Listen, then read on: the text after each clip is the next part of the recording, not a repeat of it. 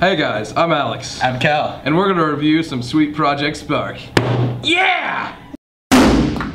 Let's start off with the single player, as we always do on this dumb show. So the single player is really short, and it's called Crossroads, am I right? It's called Crossroads. And it's decent enough, it looks pretty, but you gotta pay for a lot of the extra content. And I know there's a $35, edition available on the arcade store and on Xbox, but the free version is kind of not worth it. You're gonna want to put money into it if you want to create something cool. And it's very linear. It tries to give you a choice of what you can do, but they kind of go overboard on that. And an example of that was we unlocked this thing called the fortune teller. Yeah. And we were talking, and we expected to get So previously we talked to this lady who wanted root beer because she's dumb. And good explanation. She wanted root beer, and it was like a side. First of all, we got to choose the fortune, we were told, which doesn't make any sense. That's not our fortune. And secondly, we chose a fortune that was like a ghost from a mysterious past. She threw money at our face. No, she wanted herbs to cure her from her sickness from drinking too much root beer. And then she said, good, now I can drink more root beer. That side quest, you could just do it over and over. Talk about farming, am I right, man? Farming side quest, Destiny, step up. Anyway, we're talking to you. Okay, so that was kind of the basis of the single player. The create a game, you gotta put a lot of hours into that. You gotta put a lot of hours into that. If you really want like a really decent kind of game, you gotta put a long time to do it. You gotta buy, I would suggest buying the packs, or I don't know if there's any kind of import system, I don't think there is, but I would suggest buying packs so you have more resources to use with the side of voice crack.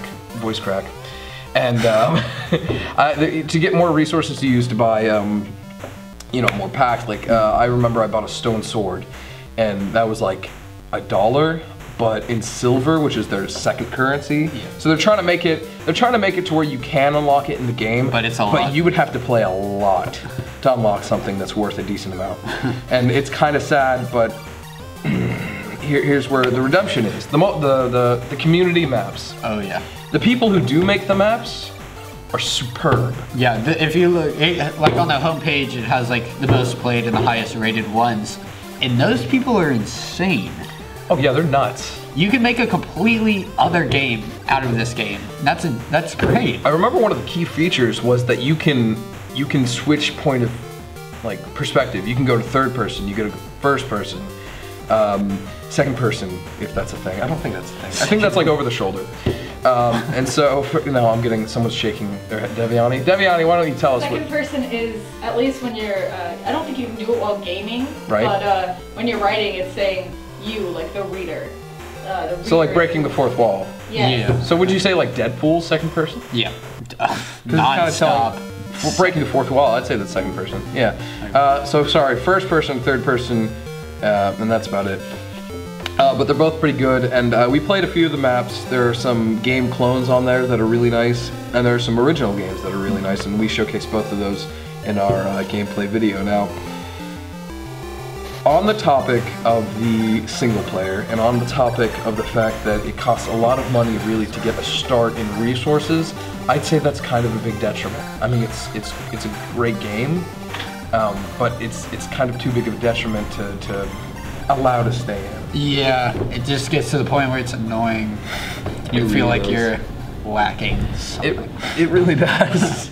So, I mean, if I were to go into Project Spark, and if I really wanted to make a game, I wouldn't use Project Spark.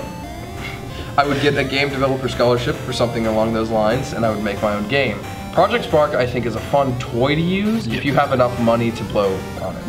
You know what I mean? Yeah. But I will say the people who do make content with Project Spark are fantastic. Yeah. I wouldn't miss those. So all in all, I'd give the game a 7 out of 10 just because I like what they're trying to do, but I think they can implement more on it and make it more accessible to other people.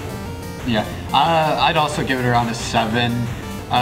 The storyline was pretty short and not much about it. Like, not much of the quests or anything like intertwined with each other to make a good, compelling storyline. What really saved it was the fact that you could pretty much create a whole nother game out of this game. Right, right. And so I think that's a sound look at Project Sark. So thank you so much for watching. Click that subscribe button, like, favorite, whatever. I'm not gonna ask you to do anything you don't want to do unless you do it, and then I'll love you forever. Cal will too. Yeah. Thanks, guys. See ya.